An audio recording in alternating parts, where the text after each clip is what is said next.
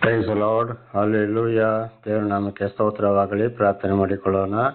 ಸರ್ವ ಸೃಷ್ಟಿಕರ್ತನಾದ ತಂದೆಯ ದೇವರೇ, ಮಗನ ದೇವರೇ, ಪರಿಶುದ್ಧಾತ್ಮನೇ, ನಿಮ್ಮ ನಾಮಕ್ಕೆ ಸ್ತೋತ್ರ ಸ್ವಾಮಿ. ಈ ದಿವಸವು ಈ ಸಮಯವು ಕೂಡ ನಿಮ್ಮಿಂದ ನೇಮಕವಾದಂತಹ ದಿವಸ ಸಮಯವಾಗಿದೆ. ಅದಕ್ಕಾಗಿ ಸ್ತೋತ್ರ. ಸಂದೇಶದ ಭಾಗವನ್ನು ಕೂಡ ಹೇರಳವಾಗಿ ಆಶೀರ್ವದಿಸಿ ನಿಮ್ಮ ಪವಿತ್ರ ಆತ್ಮರ ಮೂಲಕ ನಡೆಸುವುದಕ್ಕಾಗಿ ನಿಮಗೆ ಸ್ತೋತ್ರ. ನಿಮ್ಮೆಲ್ಲ ಉಪಕಾರಗಳಿಗಾಗಿ, ಪ್ರೀತಿಗಾಗಿ ಕೃತಜ್ಞತಾ ವಂದನೆಗಳು. ಯೇಸುವಿನ ನಾಮದಲ್ಲಿ ಪ್ರಾರ್ಥಿಸಿದ್ದೇನೆ ನಮ್ಮ ತಂದೆ, ಆಮೇನ್. ಇದನ್ನು ಕೇಳುತ್ತಿರುವ ನನ್ನ ಸಹೋದರ ಸಹೋದರಿ, ನಿಮಗೂ ನನ್ನ ಹೃದಯಪೂರ್ವಕವಾದಂತಹ ನಮಸ್ಕಾರಗಳು. ದೇವರು ನಿಮ್ಮನ್ನು, ನಿಮ್ಮ ಮಕ್ಕಳನ್ನು ಈ ದಿವಸವೂ ಕೂಡ ಎಲ್ಲ ರೀತಿಯಲ್ಲಿ ಹೇರಳವಾಗಿ ಆಶೀರ್ವದಿಸಲೆಂದು ಬೆಳಿಗ್ಗೆ ಸಂದೇಶ ಸಮಯದಲ್ಲಿ, ಅಂದರೆ 4:45 ಗಂಟೆಗೆ ನಿಮಗಾಗಿ ನಾನು ಪ್ರಾರ್ಥಿಸುವವನಾಗಿದ್ದೇನೆ ಪ್ರತಿ ದಿವಸವೂ. ದೇವರ ನಾಮಕ್ಕೆ ಸ್ತೋತ್ರವಾಗಲಿ. ಈಗ ವಚನದ ಕಡೆಗೆ ಹೋಗೋಣ. ಯೋಬನು 2ನೇ ಅಧ್ಯಾಯ 4ರಿಂದ. ಯೋಬನು 2ನೇ ಅಧ್ಯಾಯ 4ರಿಂದ. ದೇವರ ನಾಮಕ್ಕೆ ಸ್ತೋತ್ರವಾಗಲಿ. ನಿನ್ನೆ ಮತ್ತೆ ಸೈತಾನನು ಏನು ಮಾಡ್ದ? ಪರಲೋಕಕ್ಕೆ ಹೋಗಿ ದೇವರಿಗೆ ಚಾಡಿ ಹೇಳಿದ. ಅಲ್ಲೇ ಸಂಚರಿಸ್ತಾ ತಿರುಗಾಡುತ್ತಾ ಬಂದೇನು ಅಂತೇಳಿ. ಆಗ ಯೆಹೋವನು ಸೈತಾನಿಗೆ, ನನ್ನ ದಾಸನಾದ ಯೋಬನ ಮೇಲೆ ಗಮನವಿಟ್ಟು ಅವನಿಗೆ ಸಮಾನನು ಭೂಲೋಕದಲ್ಲಿ ಎಲ್ಲಿಯೂ ಸಿಕ್ಕುವುದಿಲ್ಲ. ಅವನು ದೇವರಲ್ಲಿ ಭಯಭಕ್ತಿ ಉಳ್ಳವನಾಗಿ ಕೆಟ್ಟದ್ದನ್ನು ನಿರಾಕರಿಸುತ್ತಾ ನಿರ್ದೋಷಿಯ ಯಥಾರ್ಥಚಿತ್ತನೂ ಆಗಿದ್ದಾನೆ. ಅವನನ್ನು ಕಾರಣವಿಲ್ಲದೆ ನಾಶನ ಮಾಡುವುದಕ್ಕೆ ನೀನು ನನ್ನನ್ನು ಪ್ರೇರೇಪಿಸಿದರೂ ಅವನು ತನ್ನ ಯಥಾರ್ಥವನ್ನು ಬಿಡದೆ ಇದ್ದಾನೆ ಅಂದನು. 3ನೇ ವಚನದಲ್ಲಿ, ಯೋಬನು 2:3. ಇದನ್ನು ನೆನ್ನೆ ಕೂಡ ತಿಳ್ಕೊಂಡಿದ್ದೇವೆ. ಒಂದ್ಸಲ ಮೊದಲು ಹೋದಾಗ ಚಾಡಿ ಹೇಳಿದಾಗ ಅಲ್ಲಿ ಏನಾಯಿತು? ಅವನ ಆಸ್ತಿ ಪಾಸ್ತಿ ಮಕ್ಕಳನ್ನು ಎಲ್ಲವನ್ನು ನಿನ್ನ ಹಸ್ತಕ್ಕೆ ಒಪ್ಪಿಸಿಕೊಡ್ತೀನಿ, ಅವನ ಶರೀರವನ್ನು ಮಾತ್ರ ಮುಟ್ಟಬೇಡ ಅಂತೇಳಿ ಸೈತಾನನು ಅದೇ ರೀತಿ ಮಾಡಿದ. ಅದರಲ್ಲಿ ಸೈತಾನಿಗೆ ಸೋಲಾಯಿತು. ಕಾರಣ ದೇವರು ಯೋಬನ ಪರವಾಗಿ ನಿಂತರು. ಮತ್ತೆ ಪುನಃ ಹೋಗಿ ಅಲ್ಲಿ ಚಾಡಿ ಹೇಳಿದ, ಅವನ ಶರೀರಕ್ಕೆ ಏನು ಆಗದಾಗೆ ನೀನು ಅವನನ್ನು ಭದ್ರ ಮಾಡಿದ್ದೀಯಲ್ಲ ಅಂಥೇಳಿ.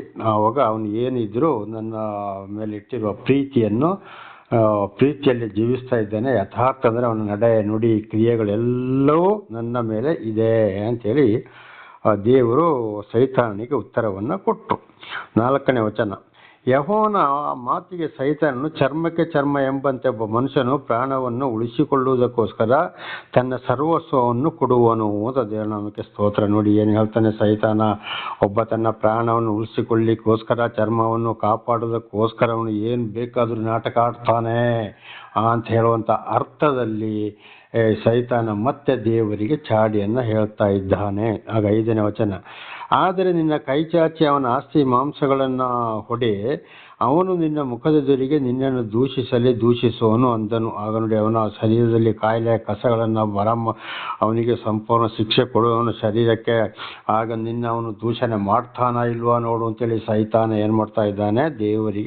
ದೇವರನ್ನು ಉಬ್ಬಿಸ್ತಾ ಇದ್ದಾನೆ. ಆವಾಗ 6ನೇ ವಚನ. ಯೆಹೋವನು ಸೈತಾನನಿಗೆ, ಅವನು ನಿನ್ನ ಕೈಯಲ್ಲಿದ್ದಾನೆ, ನೋಡು, ಅವನ ಪ್ರಾಣವನ್ನಾದರೂ ಉಳಿಸಲೇಬೇಕು ಎಂದು ಅಪ್ಪಣೆ ಕೊಟ್ಟನು. ನೋಡಿ, ಆಗ ದೇವರು ಏನು ಮಾಡ್ತಾರೆ? ಯೋಬನನ್ನು ವಾಪಸ್ಸು ಸೈತಾನಿಗೆ ಒಪ್ಪಿಸಿಕೊಡ್ತಾ ಇದ್ದಾರೆ. ಅವನ ಶರೀರವನ್ನು ಕೂಡ ನಿನ್ನ ವಶಕ್ಕೆ ಅಂತೇಳಿ, ಆದರೆ ಅವನ ಪ್ರಾಣವನ್ನು ಮಾತ್ರ ಮುಟ್ಟಬೇಡ, ಅಂದರೆ ನಾನಾ ಥರದ ಕಾಯಿಲೆ ಕಸಗಳನ್ನು ಅವನಿಗೆ ನೀನು ಬರಮಾಡು ಅಂತೇಳಿ ಸೈತಾನನ ಮಾತಿಗೆ ದೇವರು ಯೋಬನನ್ನು ಒಪ್ಪಿಸಿಕೊಡ್ತಾರೆ. ಪ್ರಾಣವನ್ನು ಮಾತ್ರ ಮುಟ್ಟಬೇಡ ಅಂತೇಳಿ 7. ಆಗ ಸೈತಾನನು ಯೆಹೋವನ ಸನ್ನಿಧಾನದ ಹೊರಟು ಯೋಬನ ಅಂಗಾಲು ಮೊದಲುಗೊಂಡು ನಡುನೆತ್ತಿಯವರೆಗೂ ಕೆಟ್ಟ ಕುರುಗಳನ್ನು ಹುಟ್ಟಿಸಿ ಅವನನ್ನು ಬಾಧಿಸಿದನು. ನೋಡಿ, ಏನು ಮಾಡೋದು? ಅಲ್ಲಿಂದ ದೇವರಿಂದ ಅಪ್ಪಣೆ ತಗೊಂಡು ನಾನು ಯೋಬನನ್ನು ಕೆಡಿಸಬಹುದು, ಹೇಗಾದರೂ ಮಾಡಿ ಅವನನ್ನು ನರಕಕ್ಕೆ ಕಳಿಸಿಬಿಡ್ಬೋದು ಅಂತೇಳಿ ಯೋಚನೆ ಮಾಡಿ ಬಂದು ಅವನ ಅಂಗಾಲಿಂದ ಗೊತ್ತಿದೆ ಪ್ರತಿಯೊಬ್ಬರಿಗೂ, ಪಾದದ ಕೆಳಗೆದಿಂದ ನಡು ನೆತ್ತಿಯವರೆಗೂ ಅವನ ಇಡೀ ಶರೀರದಲ್ಲಿ ಕೆಟ್ಟ ಹುಣ್ಣುಗಳನ್ನು ಹುಟ್ಟಿಸಿ ಅವನನ್ನು ಬಾಧಿಸಿದನು. ಯಾರು? ಯೋಬನನ್ನು. ದೇವರ ನಾಮಕ್ಕೆ ಸ್ತೋತ್ರವಾಗಲಿ. ಯಾಕೆ? ದೇವರಪ್ಪಣೆ ಇಲ್ಲದೆ ಸೈತಾನನಿಗೆ ಏನು ಮಾಡೋಕ್ಕೂ ಆಗೋದಿಲ್ಲ ಅಂತ ಹೇಳುವಂಥದ್ದು ಇದುವೇ ನಿದರ್ಶನವಾಗಿದೆ. 8ನೇ ವಚನ. ಹಾಗೆ ಇವತ್ತು ನೋಡುವಾಗ ಇದರ ಇನ್ನೊಂದು ಅರ್ಥ ನಾವು ಇವತ್ತು ನೋಡುವಾಗ, ಒಳ್ಳೆಯ ರೀತಿಯಲ್ಲಿ ದೇವರು ನಮ್ಮನ್ನು ಆದುಕೊಂಡ ಮೇಲೆ ನಾವು ಒಳ್ಳೆಯ ರೀತಿಯಲ್ಲಿ ದೇವರೊಂದಿಗೆ ಭಯ ಭಕ್ತಿ ಪರಿಶುದ್ಧತೆಯಿಂದ ನಡೀತಾ ಇರಬೇಕಾದ್ರೆ ಒಂದೊಂದು ಸಲ ಬರುವಂಥ ಕಷ್ಟ ಸಂಕಟ ದುಃಖಗಳು ಏನಾಗ್ತದೆ? ಇದು ಸೈತಾನನು ನಮ್ಮ ಮೇಲೆ ದೇವರಿಗೆ ಚಾಡಿ ಹೇಳಿದಾಗ ದೇವರು ಸೈತಾನನ ವಶಕ್ಕೆ ಕೊಡ್ತಾರೆ. ದೇವರು ಆದರೆ ಇಂಥ ದೇವರ ಭಕ್ತರ ಸಹಾಯಕ್ಕೆ ನಿಲ್ತಾನೆ, ಸೈತಾನನಿಗೆ ಸೋಲಾಗ್ತದೆ ಅಂತ ಇದರ ಅರ್ಥ. ಇದು ಮುಂದಿನ ವಿಷಯ ಕೂಡ ನಾವು ತಿಳ್ಕೊಳ್ಬೋದು.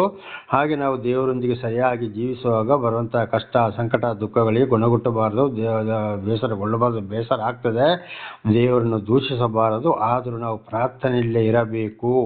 ಇದು ಒಂದು ದೇವರ ಶೋಧನೆಯು ಕೂಡ ಆಗಿದೆ, ಪರೀಕ್ಷೆಯು ಕೂಡ ಆಗಿದೆ. ಹೆಚ್ಚೆಚ್ಚು ನಾವು ದೇವರನ್ನ ತಿಳಿದುಕೊಳ್ಳುವುದಕ್ಕೆ ಒಂದು. ಆಮೇಲೆ ಸೈತಾನನಿಗೆ ನಮ್ಮ ಮೇಲೆ ಯಾವುದೇ ಅಧಿಕಾರವಿಲ್ಲ, ದೆವ್ವಗಳಿಗೆ ಅಂತ ಹೇಳುವಂಥದ್ದು ಇದರ ಅರ್ಥವಾಗಿದೆ.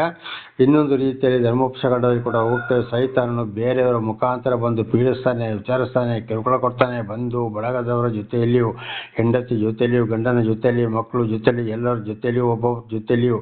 ಹಾಗೂ ಕೂಡ ನಾವು ಏನು ಮಾಡಬೇಕು, ದೇವರ ಪರವಾಗಿಯೇ ನಿಲ್ಲಬೇಕು ಹೊರತು ಖಂಡಿತ ನಾವು ದೇವರಿಂದ ದೂರ ಹೋಗಬಾರದು.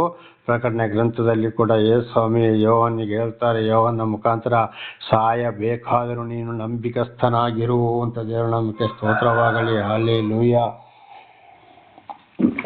ಹಾಗೆ ಈ ಒಂದು ಉದಾಹರಣೆ ನೋಡುವಾಗ ಅನೇಕರ ಜೊತೆ ಹಳೆ ಒಡಂಬಡಿಕೆಯಲ್ಲಿ ಪ್ರವಾದಿಗಳು, ಹೊಸ ಒಡಂಬಡಿಕೆಯಲ್ಲಿ ಸಾಕ್ಷಿಗಳು, ದೇವರು ಕೂಡ ಮನುಷ್ಯನ ಅವತಾರವೆತ್ತಿ ಬಂದಾಗ ಯಾವ ರೀತಿ ಕಷ್ಟ, ಸಂಕಟ, ದುಃಖ, ಎಲಿಯ ಪ್ರವಾದಿಯು ಯಾವ ರೀತಿ ಕಷ್ಟ, ಸಂಕಟ, ದುಃಖಗಳನ್ನು ಅನುಭವಿಸಿದ್ರು, ಜೋಸೆಫ್, ಮರಿಯಾ, ಆಮೇಲೆ ಅಬ್ರಹಾಮ್, ಇಸಾಕ್, ಯಾಕೋಬ ಅವರ ಹೆಂಡತಿಯರು ಯಾವ ರೀತಿ ಕಷ್ಟ, ಸಂಕಟ, ದುಃಖಗಳನ್ನು ಅನುಭವಿಸಿದ್ರು, ಇದನ್ನೆಲ್ಲ ನೆನಪಿಗೆ ನಾವು ತಂದುಕೊಳ್ಳಬೇಕು.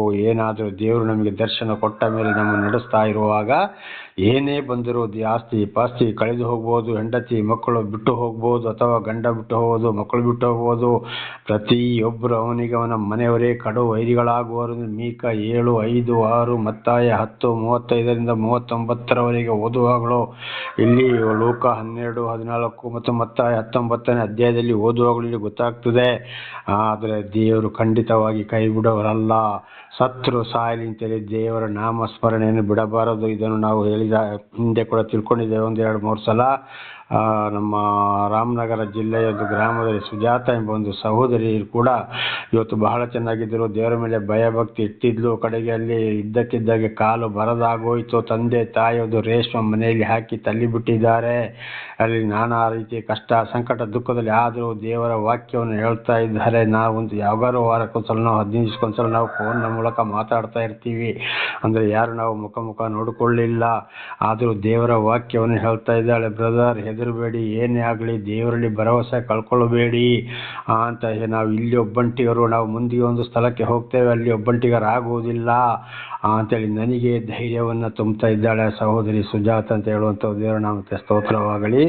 ಇದಾಗಿದೆ ಬರುವಂಥದ್ದು. ನನ್ನ ಜೀವಿತದಲ್ಲಿ ಕೂಡ ಎಲ್ಲವೂ ಇದ್ದು ಯಾರಿಗೂ ಬೇಡದವನಾಗಿದ್ದಾನೆ, ಲೋಕಕ್ಕೆ ಕಸವಾಗಿದ್ದೇನೆ, ಯಾರಿಗೂ ಬೇಡವೇ ಬೇಡ, ಪ್ರಿಯರಿಗೂ ಕೂಡ ಇಲ್ಲ. ಏನು ಬೆರಳೆಣಿಕೆಯಷ್ಟು ಮಂದಿ ಮಾತ್ರ ನನ್ನ ಮೇಲೆ ಒಂದು ಮೆಚ್ಚುಗೆಯನ್ನು ವ್ಯಕ್ತಪಡಿಸಿದ್ದಾರೆ.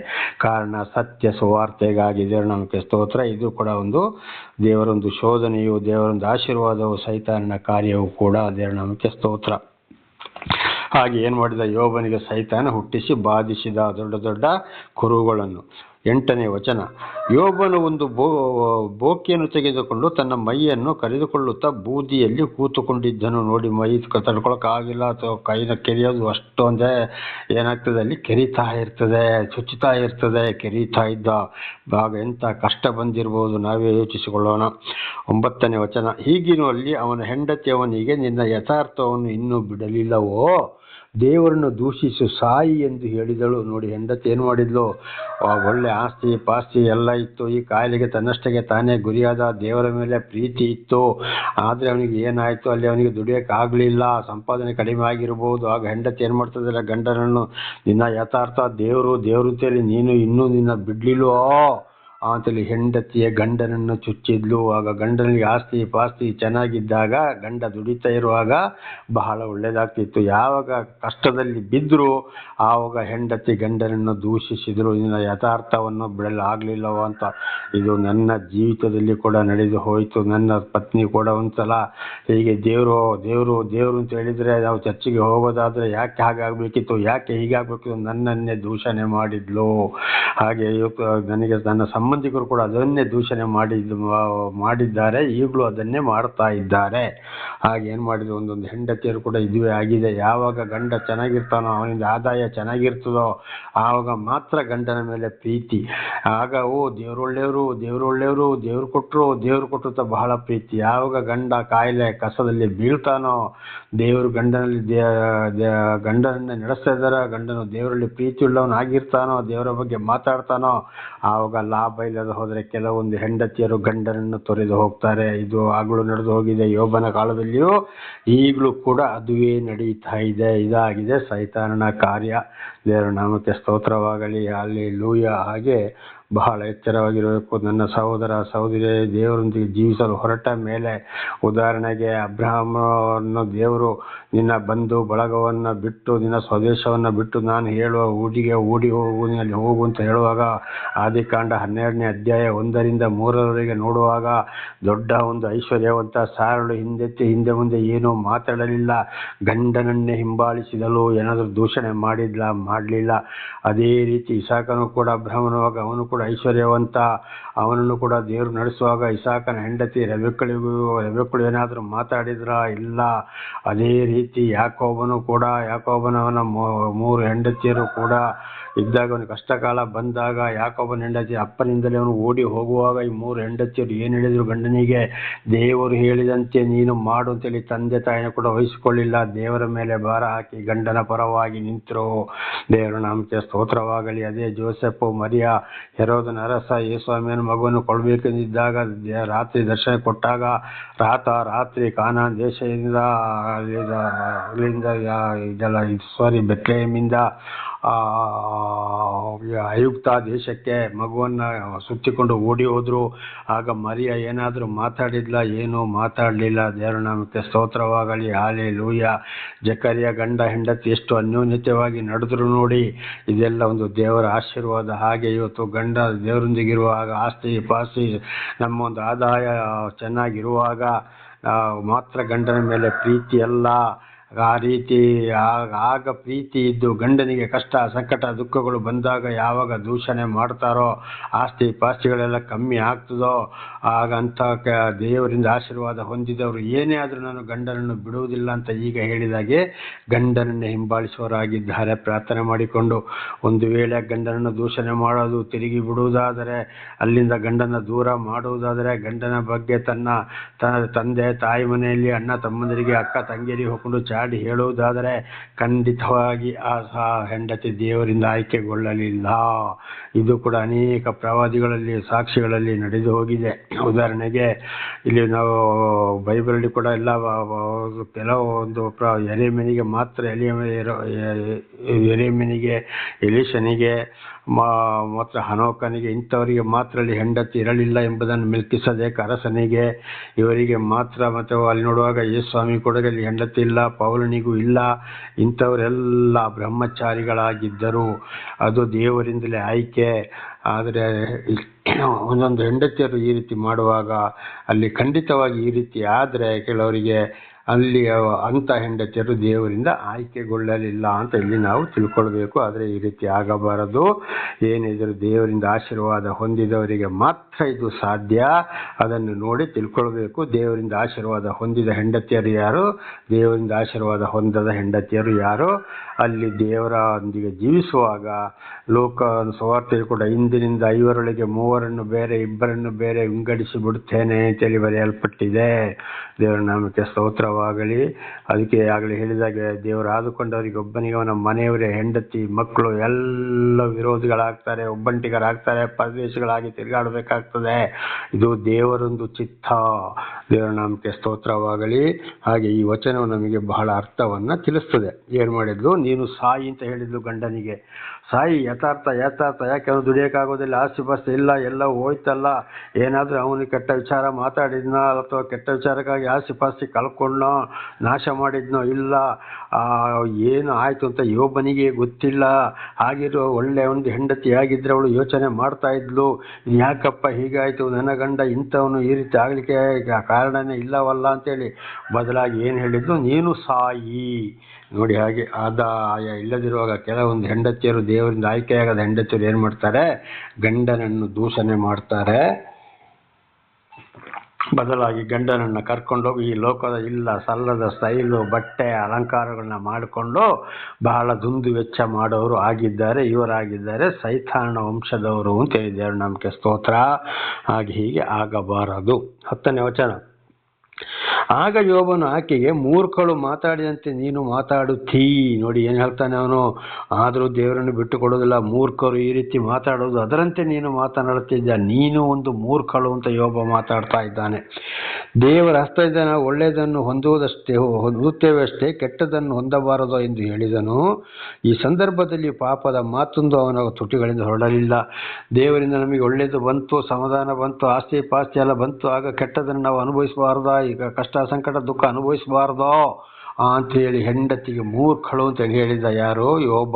ಆದರೂ ಏನೇ ಆದರೂ ಯೋಬನ ಬಾಯಲ್ಲಿ ಕೆಟ್ಟ ಮಾತು ಹೊರಡಲಿಲ್ಲ. ಕಾರಣ, ದೇವರು ಸೈತಾನ ವಶಕ್ಕೆ ಕೊಟ್ಟು ಸೈತಾನಿಗೆ ಸೋಲು ಆಗುವುದಕ್ಕೋಸ್ಕರ ಮತ್ತು ಹೆಚ್ಚೆಚ್ಚು ಯೋಬನು ದೇವರನ್ನು ತಿಳಿದುಕೊಳ್ಳುವುದಕ್ಕೋಸ್ಕರ ದೇವರು ಯೋಬನ ಪರವಾಗಿ ನಿಂತರು.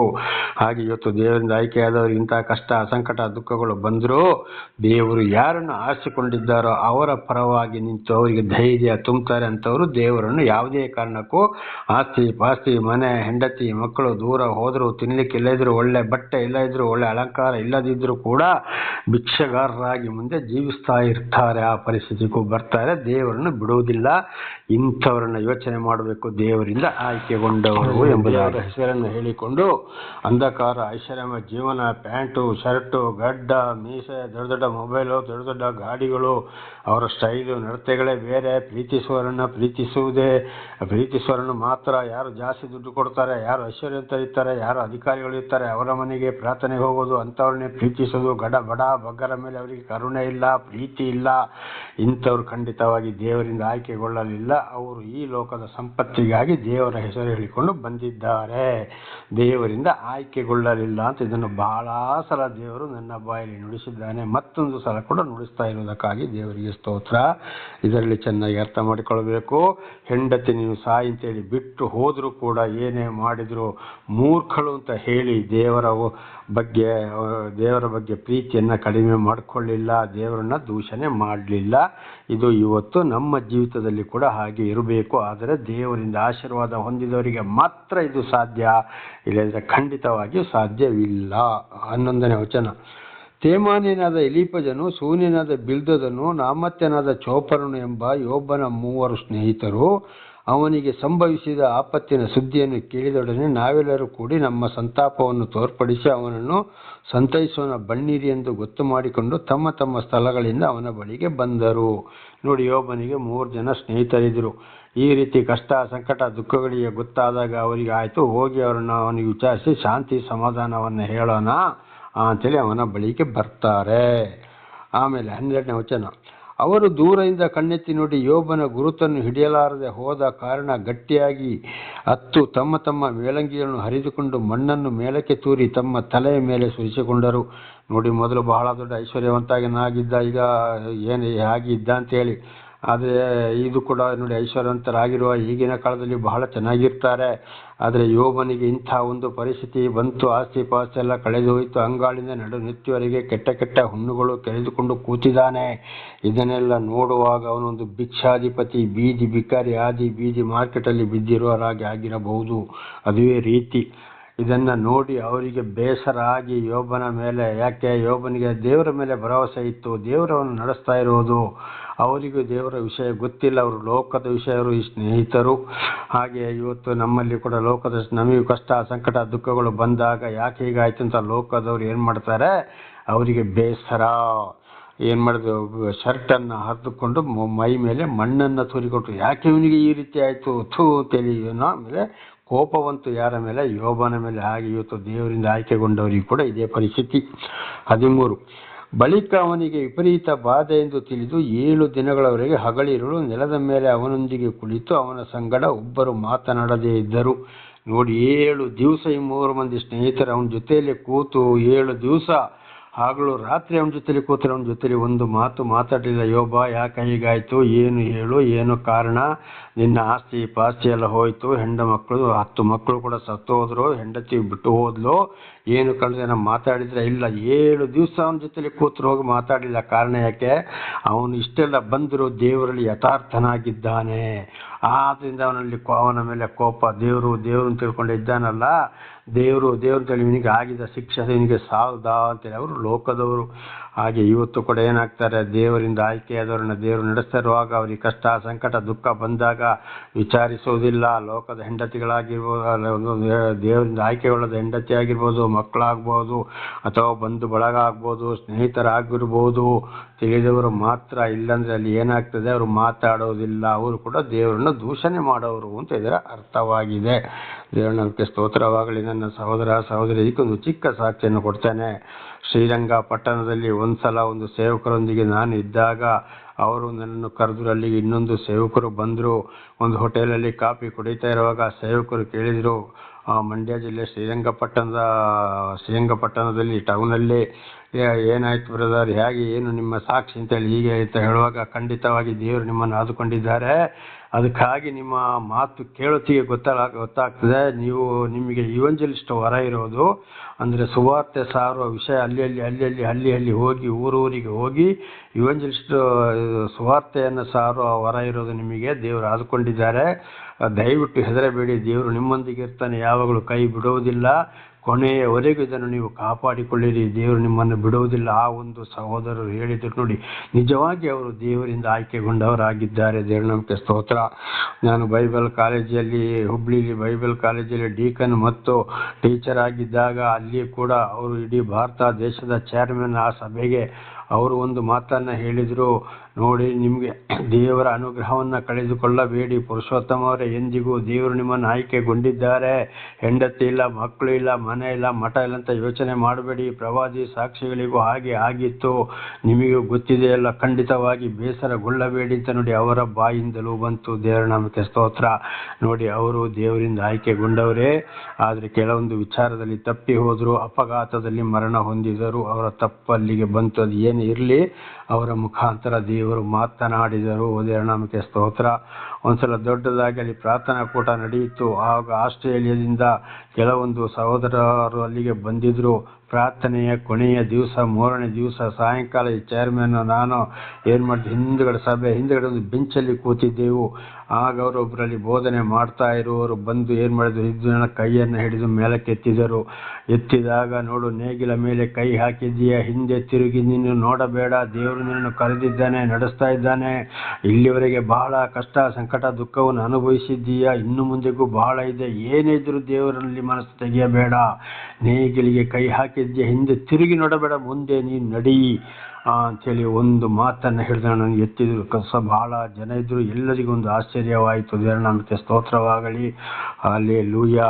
ನೋಡಿ, ಈ ಘಟನೆ ಕೂಡ ನಡೆದು ಹೋಯಿತು. ದೇವರ ನಾಮಕ್ಕೆ ಸ್ತೋತ್ರ. ಹಾಗೆ ಈ ಲೋಕದವರು ಏನು ಮಾಡ್ತಾರೆ, ದೇವರು ಅಂತೇಳಿ ಈ ರೀತಿ ಅವನ ಜೊತೆಲಿ, ಯೋಬನ ಜೊತೆಲಿ 7 ದಿವಸ ಹಗಲು ಕೂತರು. ಅವನ ಜೊತೆಲೇ ಕೂತ್ಕೊಂಡಿದ್ರು, ಅಲ್ಲಿ ಮಾತನಾಡಲಿಲ್ಲ.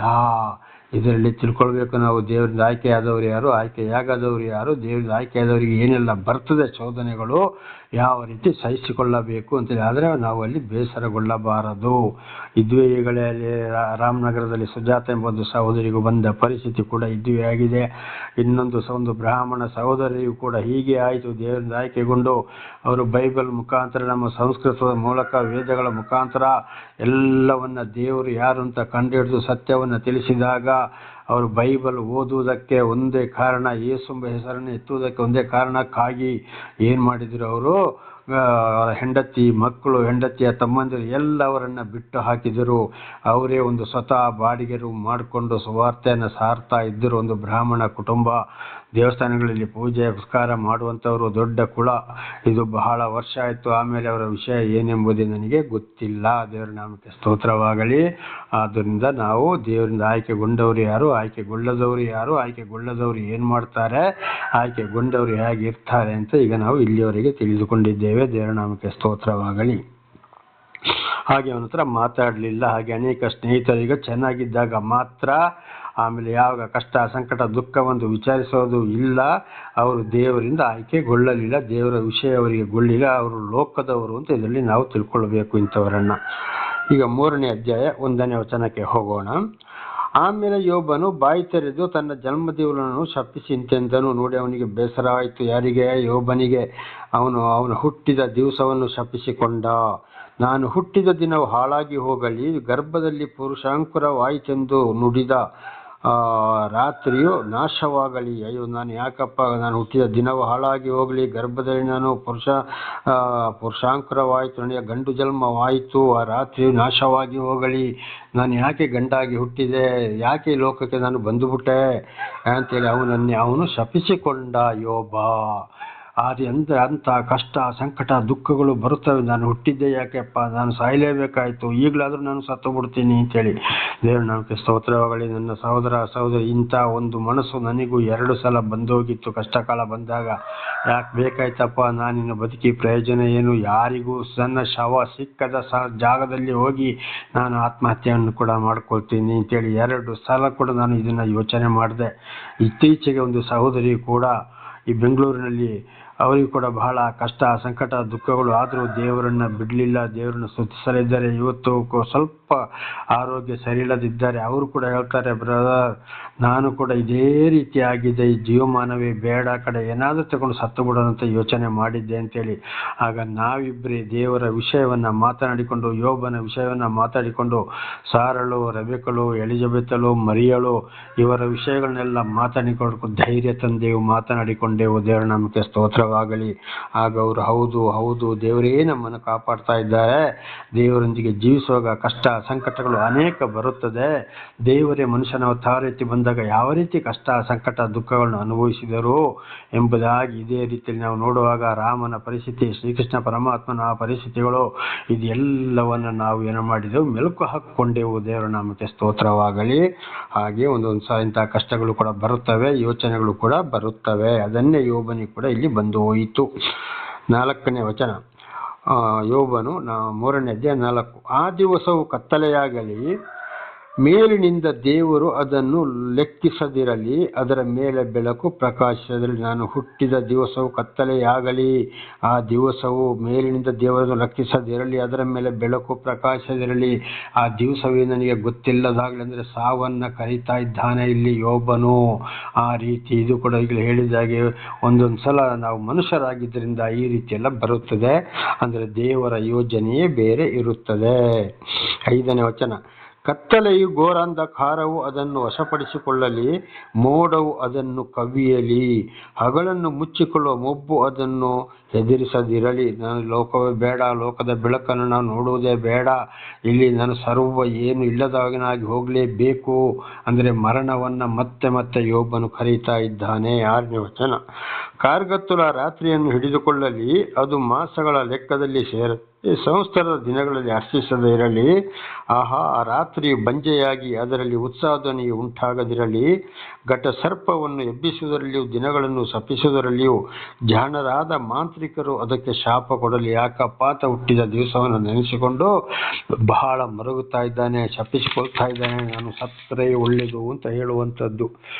ಆ ದಿನದಲ್ಲಿ ಮುಂಜಾನೆ ನಕ್ಷತ್ರಗಳು ಮಿನುಕದೆ ಹೋಗಲಿ, ಅದು ಬೆಳಕನ್ನು ಎದುರು ನೋಡಿದರೂ ಹೊಂದದಿರಲಿ, ಅರುಣೋದಯ ಎಂಬ ರೆಪ್ಪೆ ತೆರೆಯುವುದನ್ನದು ಕಾಣದಿರಲಿ. ಆ ರಾತ್ರಿಯು ನನ್ನ ತಾಯಿ ಗರ್ಭದ್ವಾರವನ್ನು ಮುಚ್ಚಿ ನನ್ನ ಕಣ್ಣುಗಳಿಗೆ ಶ್ರಮೆಯನ್ನು ಮರೆ ಮಾಡಲಿಲ್ಲವಲ್ಲ. ಅಯ್ಯೋ, ಯಾಕೆ ತಾಯಿ ಗರ್ಭದಿಂದ ನನ್ನನ್ನು ನೀನು ಹೊರಗಡೆ ತಂದೆ, ನೀನು ಯಾಕಪ್ಪ ನಾನು ಸಾಯಬಾರ್ದಿತ್ತು ಅಂತ ಹೇಳಿ ಇದ್ದೆ. ಅಲ್ಲಿ ಏನು ಮಾಡ್ತಾನು, ತಾಯಿಯ ಗರ್ಭ ನನ್ನ ಮುಚ್ಚಿ ಬಿಡ್ಬೋದಿತ್ತಲ್ಲಪ್ಪ, ಯಾಕೆ ನನ್ನ ಹೊರ ತಂದು ಬಿಟ್ಟೆ ಅಂತೇಳಿ ಸಂಪೂರ್ಣವಾಗಿ ಶಪಿಸಿಕೊಂಡ.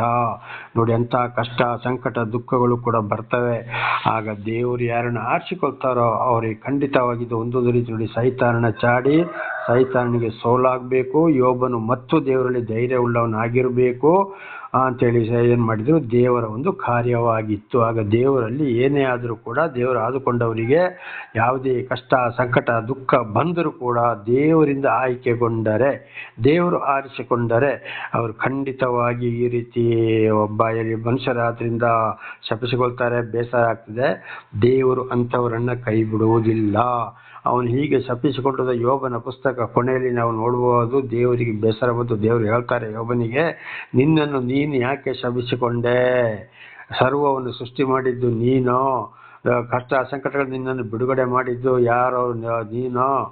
ನಾನು ಸರ್ವವನ್ನು ಸೃಷ್ಟಿ ಮಾಡುವಾಗ ನೀನು ಇದ್ದೀಯೋ? ಇಲ್ಲಲ್ಲವಲ್ಲ, ಯಾಕೆ ನಿನ್ನನ್ನು ನೀನು ಶಪಿಸಿಕೊಂಡೆ ಅಂತೇಳಿ ದೇವರು ಪ್ರಶ್ನೆ ಮಾಡ್ತಾರೆ. ಬಿರುಗಾಳಿಯೊಳಗಿಂದ ಮಾತನಾಡಿದರು. ಆ ದಿವಸದವರೆಗೆ ಆ ರೀತಿ ಕಷ್ಟ ಸಂಕಟ ದುಃಖಗಳು ಬರುತ್ತವೆ. ಅದೊಂದು ಶೋಧನೆ ಆಗಿದೆ, ಅದೊಂದು ಪರೀಕ್ಷೆಯಾಗಿದೆ. ನೋಡಿ, ಹೆಂಡತಿ ಬಿಟ್ಟು ಹೋದ್ಲು, ಅವನ 3 ಮಂದಿ ಸಹೋದರರು 7 ದಿವಸ ರಾತ್ರಿ ಹಗಲು ಅವನ ಜೊತೆಯಲ್ಲಿ ಕೂತರು ಕೂಡ ಅವನೊಂದಿಗೆ ಮಾತನಾಡಲಿಲ್ಲ. ಇದು ನಮ್ಮ ಜೀವಿತಕ್ಕೂ ಬರ್ಬೋದು ನನ್ನ ಸಹೋದರ ಸಹೋದರಿಯರೇ. ನಾವು ಕೂಡ ಇಂತಹ ಧೈರ್ಯದಲ್ಲಿ ಮುಂದೆ ಹೋಗಬೇಕು. ಮುಂದೆ ನೋಡೋಣ 10ನೇ ವಚನ, ಯೋಬನು 3:11. ನಾನು ಹುಟ್ಟುವಾಗಲೇ ಏಕೆ ಸಾಯಲಿಲ್ಲ? ಗರ್ಭದಿಂದ ಬಂದಾಗಲೇ ಏಕೆ ಪ್ರಾಣ ಬಿಡಲಿಲ್ಲ? ತಂದೆಯ ತೊಡೆಯು ನನ್ನನ್ನು ಹೊತ್ತದ್ದೇಕೆ? ತಾಯಿಯ ಮೊಳೆಗಳು ಕುಡಿಯ ಕೊಟ್ಟದ್ದೇಕೆ? ಹಾಗಿಲ್ಲದಿದ್ದರೆ ನಾನು ಮೊಳಗಿ ಸುಮ್ಮನಿದ್ದು ನಿದ್ರೆ ಮಾಡುತ್ತಿದ್ದೇನು?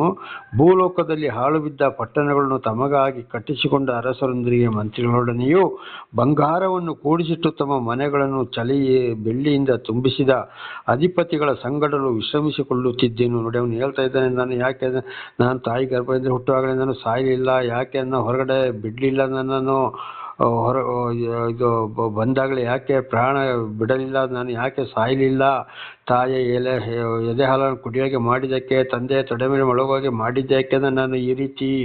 ನಾನು ಲೋಕದವರಾಗಿ ಇದ್ದಿದ್ರೆ ಆಸ್ತಿ ಪಾಸ್ತಿ ಬೆಳ್ಳಿ ಬಂಗಾರಗಳಿಂದ ಇವತ್ತು ನಾನು ಐಶ್ವರ್ಯವಂತನಾಗ್ತಿದ್ದೇನಲ್ಲ ಅಂತೇಳಿ ಯೋಬನು ಅವನು ಏನು ಮಾಡ್ದ? ಶಪಿಸಿಕೊಂಡ. ಆದರೆ ದೇವರ ಕಾರ್ಯ ಅವನಿಗೆ ಗೊತ್ತಾಗಲಿಲ್ಲ.